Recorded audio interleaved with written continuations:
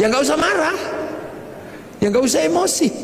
Makanya Rasulullah itu ketika harus berbicara tentang Rob itu penuh kesabaran di Mekah itu, karena orang Mekah nggak ngerti. Makanya Rasul nggak suka marah-marah, kamu hancurkan, enggak. Yang tahu Rasulullah itu Rasul itu di Mekah waktu itu cuman Allah, nggak ada yang ngerti. Beda kalau Rasul lahir di Filistin. Filistin itu secara teologi, secara sosiologi, secara antropologi masih ketunggon. Apa ketunggon itu? Masih ditungguin Nabi. Jadi orang tahu Nabi kalau di sana. Kalau di sana nggak ngerti. Kalau Nabi lahir di Palestina gitu, enteng. Aku Nabi. Oh ya, kamu Nabi. Karena orang lahir di Mekah ngaku Nabi. Makanya orang Mekah nggak ngerti Nabi. Makanya saksinya hanya Allah. Wa kafa billahi syahida, hanya Allah saksinya. Sudah gitu pelajaran Tuhan itu repot bagi orang Arab waktu itu, sulit. Tuhan yang Tuhannya kelihatan, patung diajarkan kepada Allah yang tidak kelihatan. Robnya banyak diajarkan Rob satu, Tuhan satu, susah. Kalau beribadah susah lagi, suruh wudhu. Wudhu itu susah bagi orang Arab karena pakai air. Air itu bukan budaya Arab, karena di Arab nggak ada air, diminum aja susah kok suruh wudhu, apalagi suruh jinabat, tambah susah lagi. Kalau seandainya budaya air itu di Indonesia gampang. Makanya kalau sesuai budaya Arab mestinya toharo itu hanya sampai di tayamum, di debu. Jadi Islam itu bukan Arab sentris, karena pelajaran dasarnya sangat berbeda dengan budaya Arab. Jadi Islam itu sangat berbeda yang diajarkan Rasul dengan budaya Arab. Orang Arab nggak ada air, diajari pakai air. Sudah tahu makanan itu susah, tiba-tiba disuruh sedekah, disuruh zakat. Orang Arab itu cari makan susah, harus berburu. Makanya orang Arab itu kalau berburu saudaranya harus banyak. Kalau berdagang kafilahnya harus banyak. Kafilah yang saudaranya nggak banyak diajar sama kafilah yang mayoritas mate. Makanya orang Arab itu saudaranya harus banyak. Makanya tradisi orang Arab itu seneng ngitung saudara. Saudara bin ini, bin ini, bin ini. Untuk apa? Membangun komunitas. Karena sistem survive-nya orang Arab adalah komunal. Nek kekuatannya sedikit kalah sama suku, dikit kalah. Begitu berebut air gitu, saudaranya cuma 5, ditabrak yang saudaranya 20, hilang. Sementara cari air di tempat lain susah. Ada pohon satu tiba-tiba berteduh di situ enak itu, kedatangan suku yang lebih besar ditabrak habis. Makanya mereka harus punya suku yang besar. Makanya orang Arab itu punya tradisi ngitung saudara. Ibn al.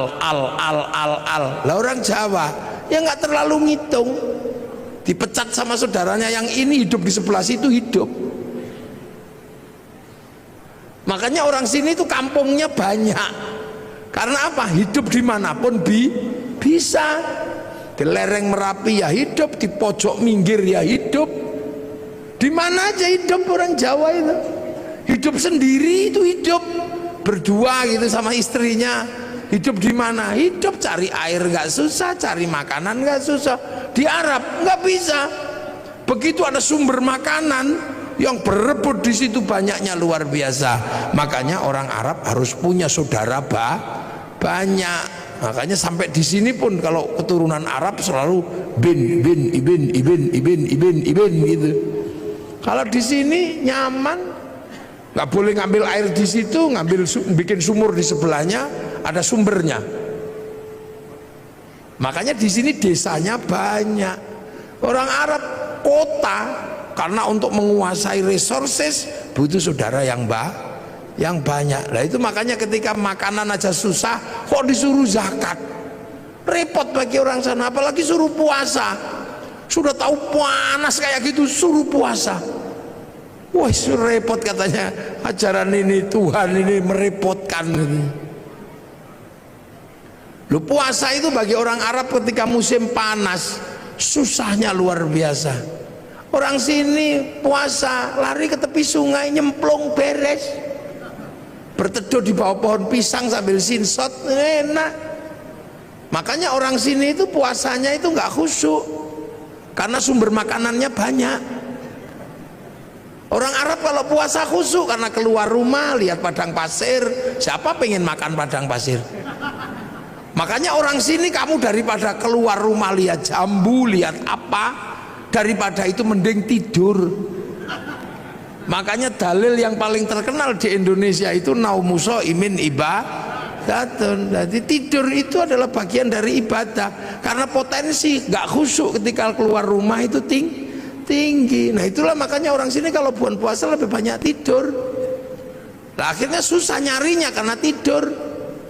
Daripada susah-susah nyari dimerconi.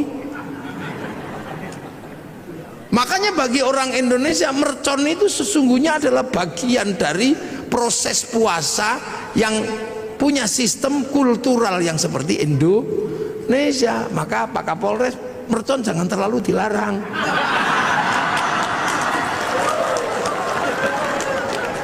Loh ya kan, ada bagi lo ini budaya masing-masing sama. Orang Arab itu kalau zuhur asar satu-satunya tempat yang besar itu masjid, dan senang berkerumun. Makanya setiap waktu sholat mengumpulkannya nggak susah. Nah orang sini di rumahnya nyaman, di sawahnya nyaman, sehingga waktu sholat lebih banyak tercecer di rumah, tercecer di sawah. Orang sana pasti langsung datang ke masjid. Karena apa? Pusat komunal itu masjid. Makanya kalau di sana Allahu Akbar sudah di dalam masjid. Wong sudah nunggu semenjak sebelum sholat. Lah di sini nyaman di sawahnya, nyaman di kebunnya, makani bebek. Ya maka nunggu masjid itu. Sambil nunggu Robana ya Robana, sambil nunggu karena nyaman di tempatnya masing-masing. Speakernya harus tinggi biar denger. Nanti datang satu malah rokokan depan masjid. Ya yang sabar. Makanya ada pujian tombo ati wong wis pegel nambah niatine dhewe ra kata. Ini menghasilkan sistem sosiologi agama. Antropologi agama itu muncul dari situ. Begitu udah nggak tahan karena terlalu lama, baru diuruki anjang jeruan teko. Ini sistem sosiologinya. Makanya puasa di sini nyaman, orang tidur ngorok gini, lihat matahari nggak kayak orang Arab. Orang Arab matahari keluar nampak karena apa? Padang pasir. Orang sini baru bangun nggak akan lihat matahari, kehalang Gunung Merapi, kehalang bambu, kehalang apa. Makanya biar nggak kebablasan ada tarhim, imsak, siap-siap, hati-hati kebablasan. Terlalu malam nyenyak tidur dibangunkan pakai tokrik sahur. Nyaman orang sini tidurnya. Sahur ora sahur sakarepmu. Loh. Jadi proses di sana ini berbeda. Makanya ketika ajaran itu masuk susah. Apalagi haji. Haji itu bagi orang Arab itu masalah. Kalau nggak saking kuatnya ajaran keyakinan. Apa? Tawaf. Satu kalau musim panas, yang kedua syahwat. Orang Arab itu kalau lihat kaki, tangan dan muka, wah itu syahwatnya luar biasa. Sementara kalau tawaf ini muka harus dibuka. Betapa kita bisa melihat orang-orang yang indah di sana. Sementara pada saat yang sama yang laki-laki disuruh pakai baju nggak boleh dijahit. Coba kalau mau ndablekan tinggal wes gitu aja. Ini sosiologi agama. Makanya Islam itu ja'a ghoriban wa sayaudu ghoriban, asing dan akan pergi dengan asing. Loh, makanya Islam itu pertama ya wa kafa billahi syahida Muhammadur Rasulullahnya Allah yang tahu. Sampai kemudian orang Arab ada yang bisa menerima. Nah, itu yang disebut walladzina ma'ahu, orang yang bersama Rasulullah, para sahabat. Makanya sahabat itu ya orang Arab. Karena Islam itu turun di Arab. Sahabat ya Abu Bakar, Umar, Utsman, nggak ada sahabat namanya Joni gitu. Atau Hardo, itu nggak ada. Ya Danang, Edi, ya nggak ada. Wong itu baru terjadi proses di sana. Sampai akhirnya orang-orang yang mengikuti Rasul ini bentrok sama yang tidak mau. Makanya ada konsep asyidda'u alal kufar, marah sama yang kafir yang nolak. Sampai akhirnya rekonsiliasi.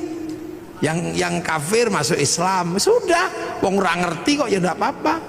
Abu Sufyan, abu-abu yang lain itu masuk Islam. Dalam Al-Quran terdokumentasi ruhama ubainahum tarahum ruka'an sujada yabtaguna fadlan minallah wa ridwanan simahum fi wujuhi min atharis sujud. Jadi tidak ada yang lain, hanya Allah.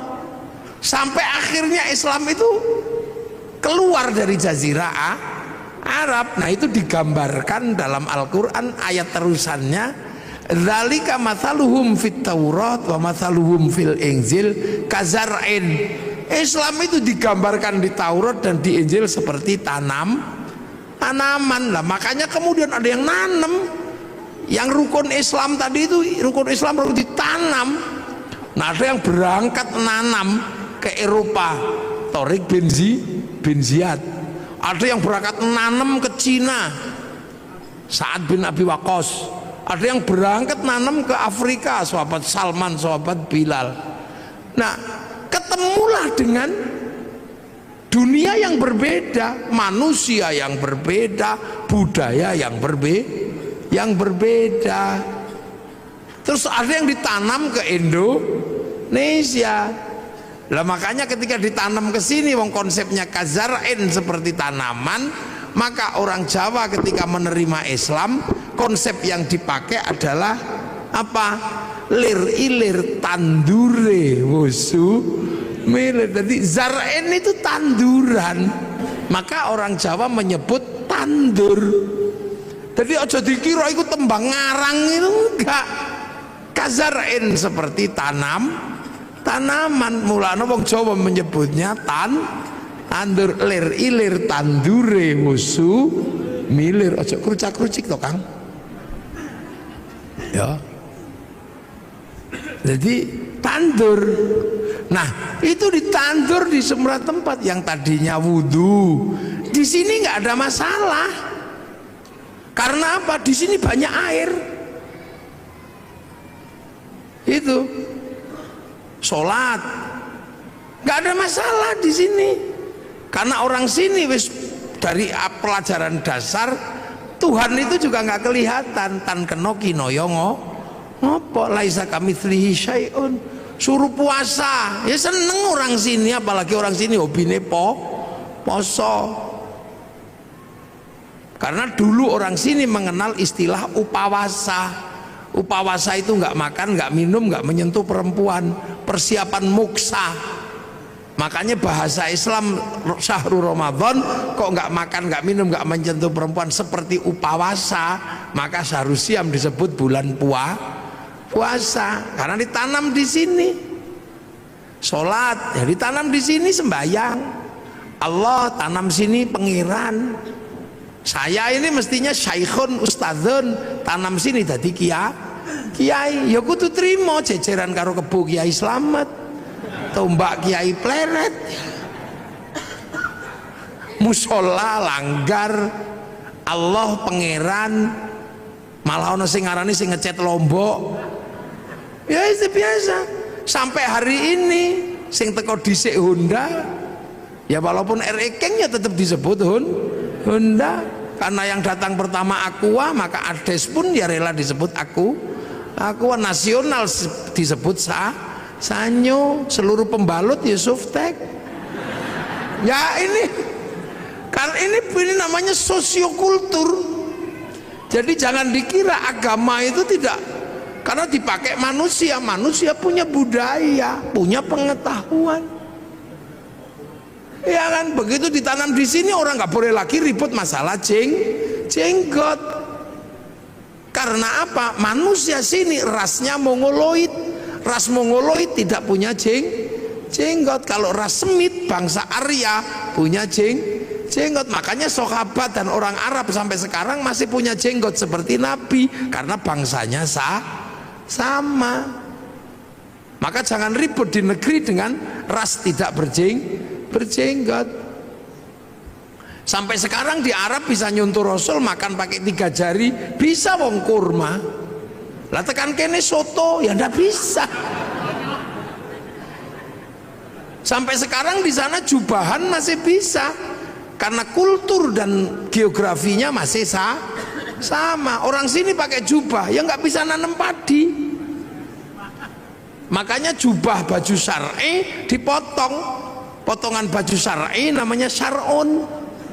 Orang sini nggak punya huruf ain, punyanya monggo botongo, maka syar'un jadi sarung, saruan jadi sarungan.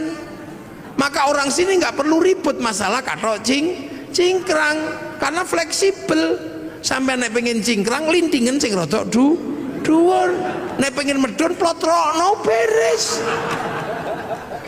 Makanya sarung itu adalah titik kompromi antar isbal. Lho mangkano enakan di sarungan karo kathok. Nek kathok ra iso medun, ra iso munggah. Nek sarung iki plotrokno iso cincik sampai pas dengkul ya iso. Lho, ini titik-titik kompromi. Lho jangan dikira. Makanya ketika Quran dibaca di sana ya masih bisa. Zaman sahabat ya masih bisa baca Quran, wong muridnya Nabi. Tabiin ketika yang jauh dari Arab nggak bisa baca Quran, yang lungkek-lungkek kayak cacing itu nggak bisa. Makanya terus tahun 65 Hijriah Quran itu dikasih titik-titik, itu anyar itu.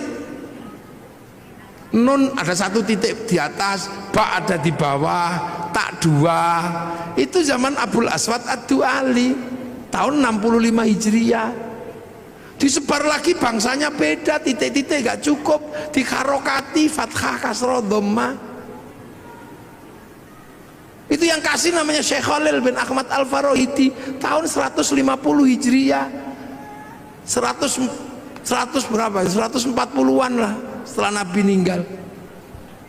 Dibaca orang yang berbeda suku lagi, gak bisa, lidahnya beda. Orang Jawa alhamdu ya alkamdu, nggak punya hak, punyanya hono coroko. Robbil alamin, robbil ngalamin, wulu, mardiyah, marliyah, salam takzim, salam taklim.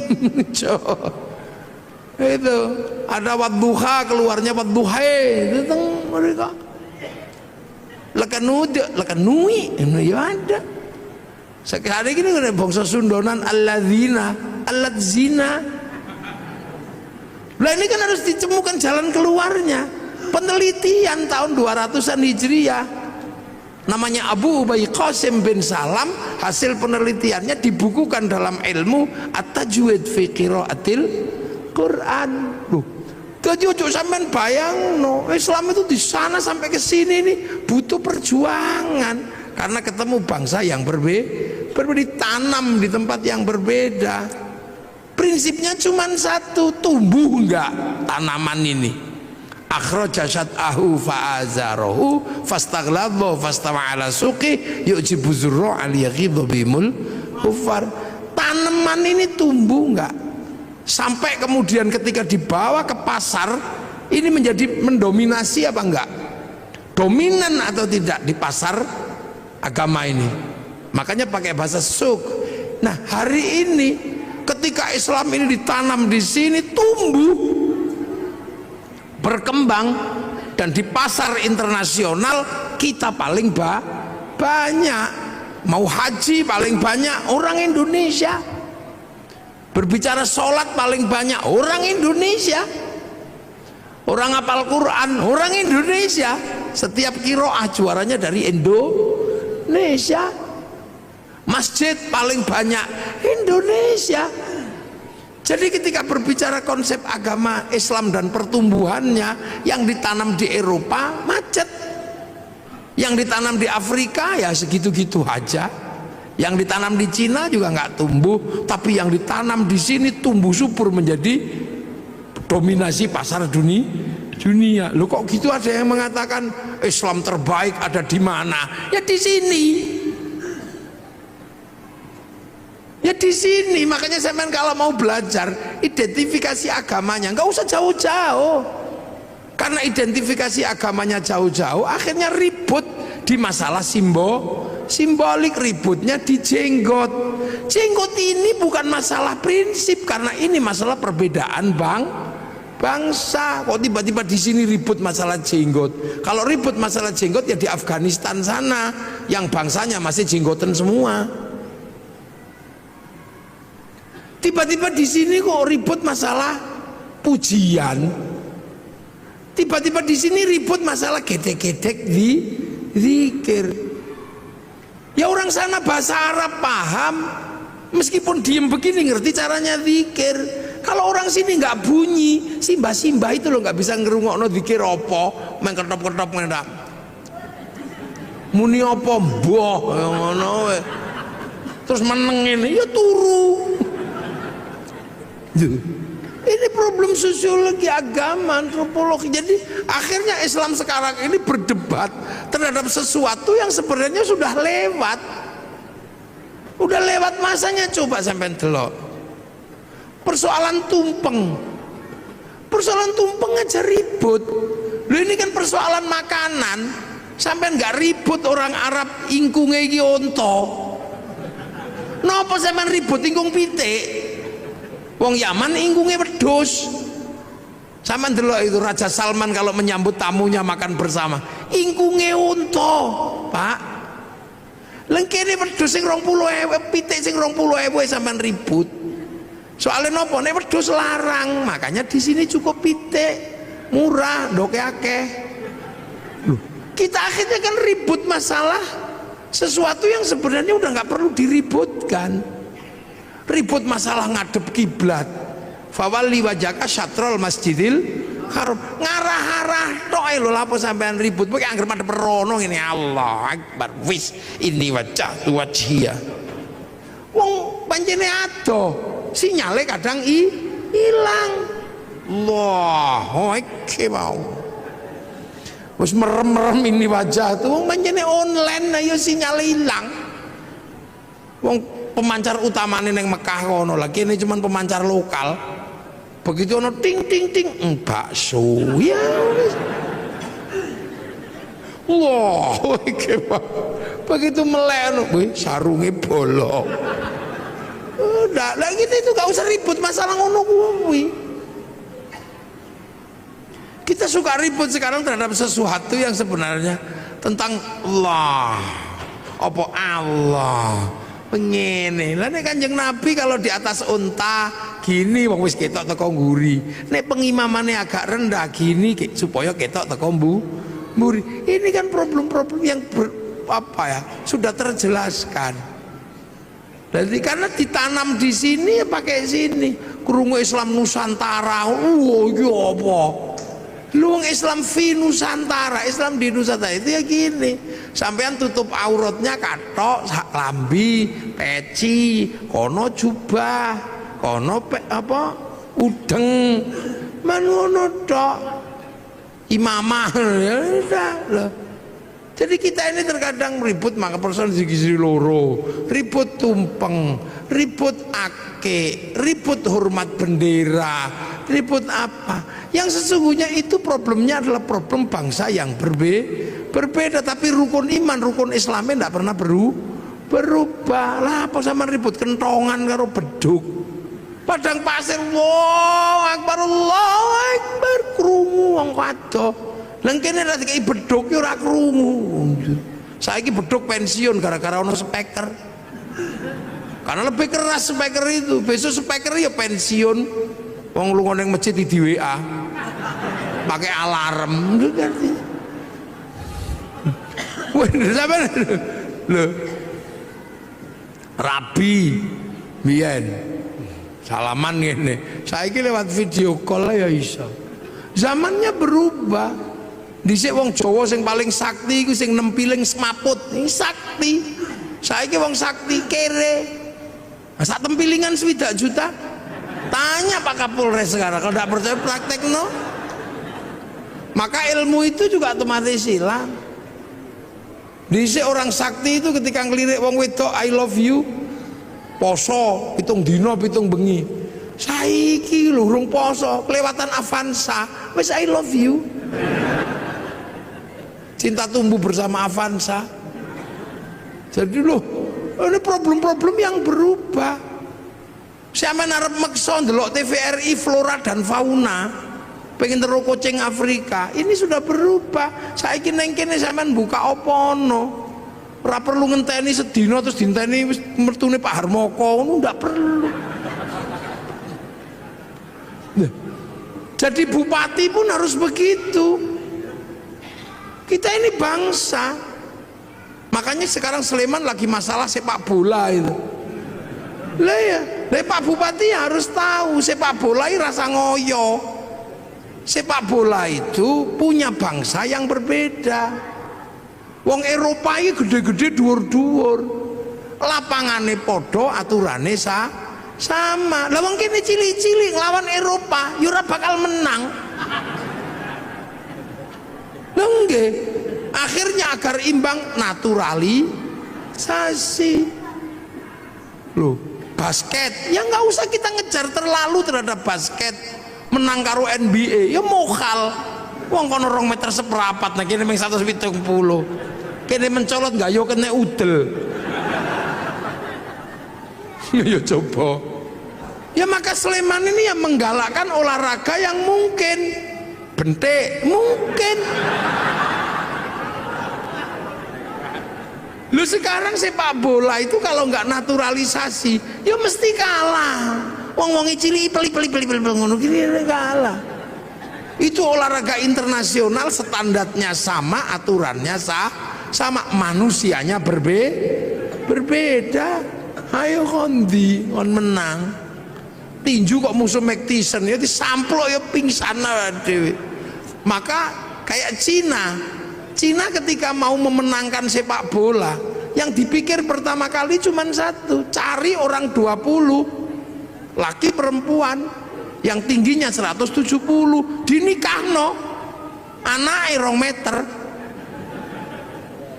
Loh itu cara pertama. Jepang juga sama, mempersiapkan generasi yang tinggi. Lah nek naturalisasi yontek duwe munggo bayar. Wis golek wong Sleman sing dhuwur-dhuwur nikahno. Persiapan membentuk kader sepak bola. Ngono. Kader basket. Nggih, kula sing mau idoh nggih. Lho ini, makanya Thailand itu sadar diri. Begitu yang digalakkan olahraga ya sepak takraw itu karena bisa dia. Loh. Jadi seluruhnya ini menyesuaikan. Pabrik mobil, pabriknya sama. Ketika dikirim ke Eropa ya setirnya kiwo, kirim rene tengen. Loh, itu apa? Terus neng kene kono spion, kene spion. Sana spion adalah untuk melihat belakang, sini spion untuk takon. Sepi rayon, sepi. Jadi sama jangan bayangkan. Rasulullah makannya ya kurma, maka zakatnya juga kurma. Sini makanannya padi, fitrahnya juga padi. Korban sana unta, sampai sekarang masih bisa korban unta. Di sini maksa korban unta, cekel polisi. Nyolong untane kebun binatang lho. Biro lo kono. Loh. Ini jadi ini sebenarnya sudah nah, yang perlu dipahami ulang adalah bagaimana Al-Qur'an ini menyelesaikan problem yang sudah terbuka, yang dulu dibuka oleh para ulama terkait algoritmanya. Siapa ini yang akan ngurus? Kalau print outnya udah semuanya anu lah, banyak yang hafal lah, penghafal terbanyak, tapi memahami codingnya ini. Karena manusia sama-sama dari sana, Quran dari sana. Makanya manusia itu bisa dikirimi Quran. Seperti provider handphone, dia menurunkan kartu. Nah, antar kartu ini bisa saling tukar data, karena data ada di provider. Makanya kartu ini kirim data sana bisa. Tergantung kita mau paketan apa. Yang penting punya wifi. Tidak punya wifi, ya cari wifi gratisan. .co.id. Sama manusia ini juga bisa kirim Al-Quran, kirim Fatihah, kirim apa. Yang penting ketika kirim punya wifi. Kalau nggak punya wifi, cari wifi gratisan. Wifi-nya siapa? Wifi-nya Nabi, wifi-nya wali. Namanya tawassul. Nah, kenapa Nabi Wali paketannya gede? Karena download. Nabi Wali itu download. Qalu rabbuna Allah tsumma istaqamu tatanazzalu alaihimul malaika alla takhafu wala tahzanu. 3 tahun ya Allah ya Allah ya Allah ya Allah. Ono sing 3 tahun Sunan Kalijogo. Syekh Abdul Qadir 25 tahun ya Allah ya Allah ya Allah. Download, maka wali-wali itu paketannya besar. Makanya bisa mengerti hati orang karena bisa meretas. Wali-wali mau macam-macam zaman-zaman dihack karo para wali, sampean paketannya gede, wong download. Nah, sampean kalau diajak download langsung tidur. Ya Allah ya Allah ya Allah ya Allah. Ya Allah ya. Alayo gringgingan. Loh ini kita ngomongin Al-Qur'an. Makanya Al-Qur'an ini sesungguhnya adalah bukan sesuatu yang hanya semata-mata bisa dibaca dengan irama. Ada di balik situ ada codingnya. Sampean menguasai codingnya itu, beres urusan dunia. Sampean randi duit itu, ngerti codingnya, sudah tulis aja, ditempel aja di pintu tol itu, tok gitu. Coding duit ning Al-Qur'an. Orang kaya lewat situ mesti inget sampean jenenge. Tak tulis coding prek, muafik ngono yo elek kok iki. Mlane wong biyen ana angel di coding wis rampung. Ngono terus jarane klenik ngono kuwi yang itu ya salah. Padahal zalikal kitabul la raiba fi, pertama niku hudal lil muttaqin alladzina yu'minuna bil ghaib. Nah saiki anggar krungu ghaib ngono gudiken. Lupa dah Al-Quran itu ya butuh pertama kali ya kok gaib. Makanya ada orang belajar ilmu hizib, ilmu mahabbah, ilmu apa itu karena apa? Bahwa jangan sampai gaib itu menjadi pemikiran tok, tapi dia harus menjadi experience of religion, pengalaman keagamaan. Makanya ono sing sampai jerokno zikir gitu, ya Allah ya Allah ya Allah ya Allah ya Allah ya Allah gitu. Nah, untuk itu semua ya men harus ngerti donya niki ana sing duwe sapa? Rob, pangeran.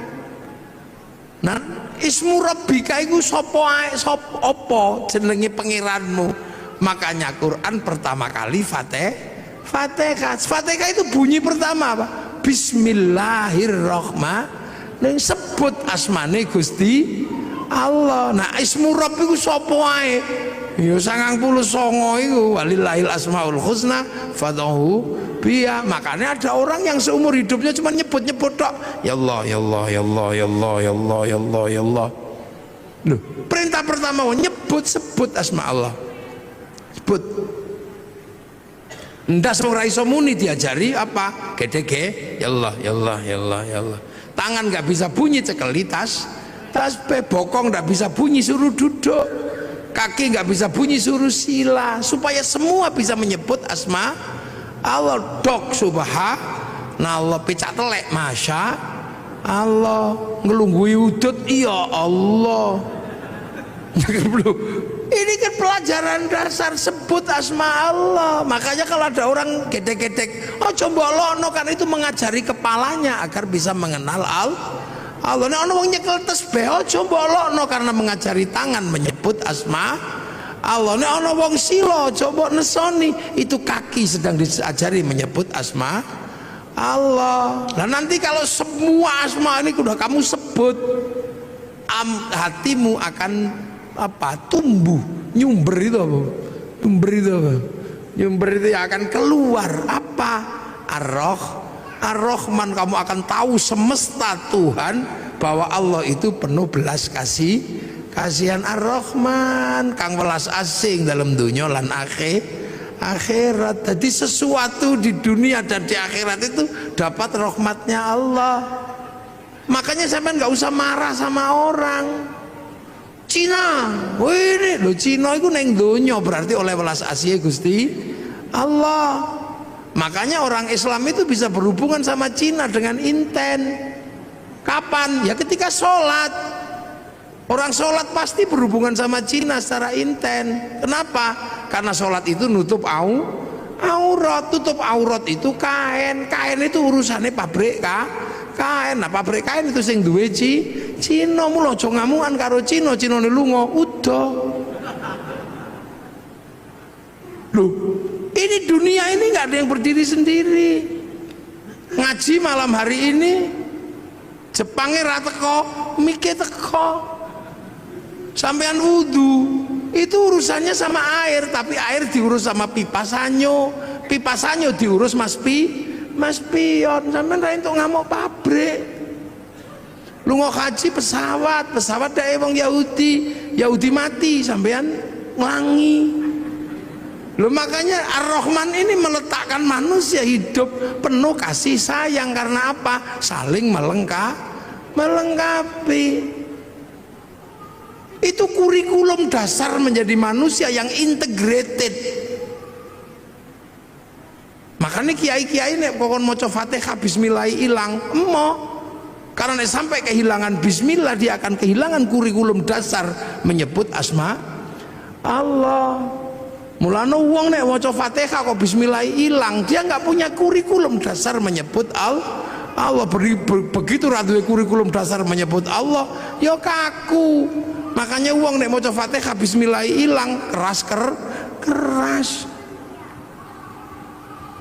Dikit-dikit marah. Jadi nah ini di sini ini sebenarnya adalah pembelajaran dasar. Nah, hal-hal seperti ini kadang tidak disampaikan. Karena apa? Ini butuh konsekuensi logis.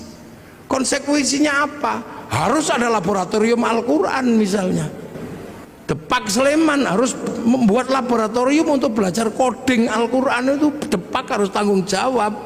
Kalau Depak tanggung jawab, ya bupati harus biayai. Kementerian Agama membiayai ini untuk apa? Mengkaji kitab-kitab klasik untuk membuka kembali algoritma dan coding Al-Quran. Kajian Al-Aufaq, Mamba Usulul Hikmah, Syamsul Ma'arif, ini kajian-kajian coding. Saya tahu seperti ini, kenapa coba? Belajar dari mana? Dari anak saya yang kecil. Angger dina Rebo belajar coding. Oh lah kok sama dengan sing tak pelajari mbiyen. Cuman ini coding digital, sing tak pelajari mbiyen coding Al-Quran. Dulu saya belajar tentang abjadun hawazun ini. Ono wedhus wangel di kongkon manak templeki empek ngono, rong dina meteng. Lha iku nek wong tau mondo ngerti. Wong ra manak-manak ngono dikai coding wetenge templeki pluk ngono-ngono. Oleh rong wulan ngono wis mandeg. Lha iku mbiyen makane kan ada raja-raja itu coding sebenarnya. Oh, begitu delok lho kok padha karo sing diajari anakku. Cilik belajar coding ini sama. Cuman itu coding ABCD, kita coding Arab. Lah itulah makanya Indonesia ini nyimpen data besar juga nggak bisa, karena coding kita nggak punya, huruf kita menggunakan huruf ABCD. Cina bisa karena codingnya huruf dia. Makanya ketahanan digital kita nggak pernah bisa, karena apa? Coding huruf kita menggunakan huruf ABCD, huruf Eropa. Coba disepakati coding kita huruf Jawa gitu misalnya, terus passwordnya Belgedes, kira-kira. Tapi untuk kebutuhan itu butuh laboratorium besar. Jadi Pak Sidik harus membahas itu nanti. Ajukan anggarannya kepada Pak Bupati. Boleh golek piye wong bupati kok kangelan. Ya iya, apakah Pak Bupati nanti golekne nang Merapi apa nang endi ya karek kondo ngono ae to. Untuk bikin laboratorium bagaimana belajar coding Al-Qur'an. Wong kitabe ono kok. Jadi ojo MTQ tok sing diurus itu, codingnya juga harus diurus itu. Algoritmanya itu mesti diurus. Karena insya Allah kalau kita ketemu coding-coding itu, ilmu pengetahuan terupgrade dengan sendirinya. Iki lho metu iku kok coding iki. Ya angka-angka semua iki dadi duwe kabeh lho iki. Jangan dikira itu nggak pakai uang, itu coding itu. Jadi video, jadi apa, nggak coding Kang. Nggak gitu. Ya bahwa ujungnya apa? Penguasaan dan dominasi. Nah kalau sudah penguasaan dan dominasi bisa intervensi, bisa menjadi sebuah agama yang kuat, bangsa yang kuat. Artinya apa? Bisa produksi. Nah bangsa itu kalau sudah bisa produksi, kekuatan bangsanya terjaga. Kenapa Jepang nyaman? Bisa produksi. Total handphone batine piro untuk menghidupi rakyatnya. Jadi urung sampai ngelola sumber daya alam, duit dari jualan iPhone cukup untuk menghidupi bangsanya. Jualan tank cukup untuk menghidupi bangsanya. Korea negara kecil itu loh, bisa menghidupi bangsanya dari dodolan lagu jenenge BTS. Loh, saya ini generasi zaman all ya. Masih ingat betul bahwa tahun 91 kalau nggak 92 itu konser terbesar di dunia itu Metallica di Moskow. Terjual tiketnya 6 juta tiket. Itu sampai sekarang belum pernah terbayangkan akan terkalahkan. Begitu Covid diajar karo BTS kalah. Sekali konser itu berapa? 100 juta orang yang nonton. Itu daring. Seminggu 4 kali, sebulan 16 kali. Tak hitung dalam waktu 1 tahun pemasukan dari BTS untuk Korea 2.500 triliun. Total ceng ngono tok. Amerika dapat pemasukan dari Facebook dan dari WhatsApp itu. MEI bayar, ngono bayar. Paling tidak per bulan 200 triliun. Nah sampai nanti dodol apa geblek. Loh, ini penguasaan dunia, jadi aja mbok kira dunia ini. Sampai selalu membayangkan APBD, APBN, tapi sektor informal yang dunia sudah bergerak nggak tergarap. Sampai malah mikir gawe biro umroh. Jadi sektornya tetap sektor manual, yang hitungannya hitungan analog, bukan hitungan digital. Pernah enggak terus tiba-tiba kaum muslimin ini berpikir sholat Jumat digital online, malah tadi masalah imam yang Surabaya, makmum yang Semarang. Maka Pak Ardo jadi bupati juga mesti mikirin yang itu, Mangke Pak Ardo. Nggih, aja kok mikire pajak pasir ora oke. Anak Sleman yang pinter-pinter kumpulin semua. Wong Sleman ini gudangnya wong pinter. Kampus UGM, UPN, UIKIP jadiin satu IAIN wis ngono mbakaso. Mungkin nggak bertarung di dunia digital pakai coding ngopo iso. Loh, ini penguasaan itu. Sampai ojo bayangno. Makanya negara-negara yang bangkrut itu negara apa? Ya nggak bisa ngerespon.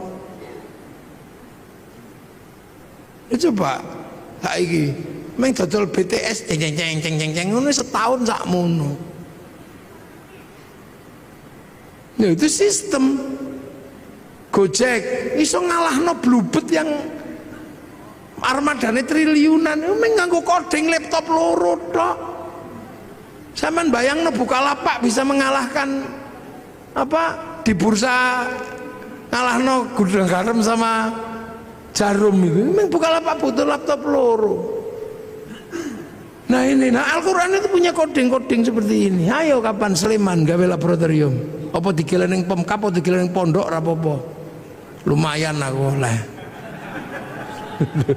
Nah neng gawe ning Pemkap ya tidak apa-apa, cuman kan pembiayaannya terlalu gede. Karena kalau di Pemkap itu sing biayai bupati, jadi mesti hitungannya wah rada gede. Nah ning pondok kan gratisan. Loh, tapi memang harus ada laboratorium itu.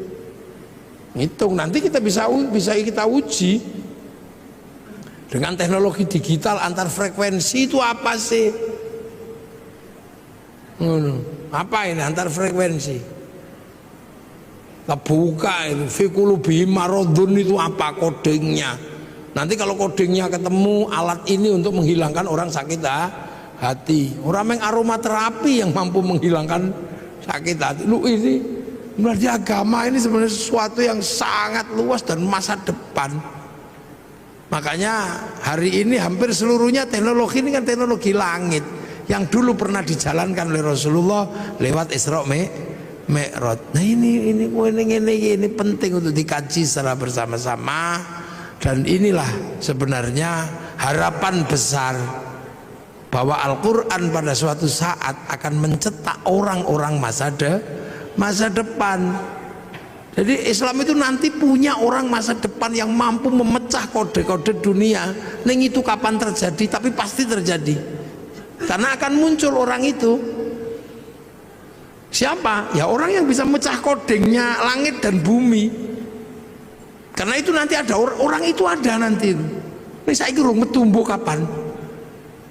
Karena orang itu sudah disebut di dalam Al-Quran bahwa nanti pada suatu saat akan ada orang yang mampu memecah koding-koding dunia ini. Jadi dalam penciptaan langit dan bumi akan dipecahkan rumusnya oleh ulul albab. Inna fi khalqis samawati wal ardi wa ikhtilafil qiyamah wa qu'udaw wa ala junubihim wa yatafakkaruna fi khalqis samawati wal ard. Orang yang berpikir secara maksimal, berdiri mikir, duduk mikir, terlentang mikir, artinya nggak linier, nggak mikir sambil duduk tok. Dia nggak linier terhadap isi dunia, dibongkar semua. Duduk mikir, terlentang mikir, berdiri mikir, sampai nanti hasilnya ensiklopedik. Rabbana ma khalaqta hadza batila. Ya Allah, nggak ada yang sia-sia. Subhanaka faqina adzabannar. Minta perlindungan dari api neraka. Rabbana innaka man tudkhilin nar faqad akhzaita wa ma lidh-dhalimin min ansor. Rabbana innana sami'na munadiyan yunadi lil iman an aminu bi rabbikum fa amanna rabbana faghfir lana dzunubana wa kaffir 'anna sayyi'atina wa tawaffana ma'al abrar. Rabbana wa atina ma wa'adtana 'ala rusulika wa la tukhzina yaumal qiyamah innaka la tukhliful mi'ad. Ini orang-orang masa depan. Jadi Islam ini agama masa depan. Hari ini yang sudah memecah koding-koding besar itu Taurat dipecah kodingnya, Injil dipecah kodingnya, sehingga pergerakan Injil, pergerakan Taurat yang ke arah barat mampu membangun peradaban Eropa yang sedemikian gede. Nah, Al-Quran ini bergeser ke timur, ke sini. Sanggup nggak kita memecah koding-koding besar itu sehingga menjadi bagian dari problem solving untuk bertarung di dunia masa depan. Semoga kita semua masih menangi zaman itu. Syukur-syukur di kehidupan ini generasi itu akan muncul dan kita menjadi bagian dari perubahan besar nuzulul Quran. Al-Fatihah. Alhamdulillahirabbil alamin arrahmanir rahim maliki yaumiddin iyyaka na'budu wa iyyaka nasta'in ihdinas siratal mustaqim siratal ladzina an'amta 'alaihim ghairil maghdubi 'alaihim waladdallin amin. Bismillahirrahmanirrahim alhamdulillahirabbil alamin hamdan na'imin hamdan syakirin hamdan yuwafi ni'amaka fi mazida ya rabbana lakal hamdu kama yanbaghi li jalali wajhikal karim wa 'azimi sultanik Allahumma iftah alaina futuhal 'arifin Allahumma iftah alaina futuhal 'arifin Allahumma iftah alaina futuhal 'arifin bi hikmatika wansur alaina rahmatak wa dzakirna manasina dzurriyyatika ya Allah ij'al auladana dzurriyyatan minal khair al ibadal qur'an wasmul qiyamah wa muslimin qasidana maqasidul akhirah wa rizqan halan bi nasrina abaina ummatina min syekh masyayikh jamil masyayikh al muassis Sulaiman ya Allah maghfir lahum warhamhum wa'fa'anhum Allahumma tahrimna ajrahum wa tabdil ba'dhum fi Allahumma ij'al qabrana tabaradil jinan Allahumma ij'al madran jamil qubur min Rasulullah bi aqlina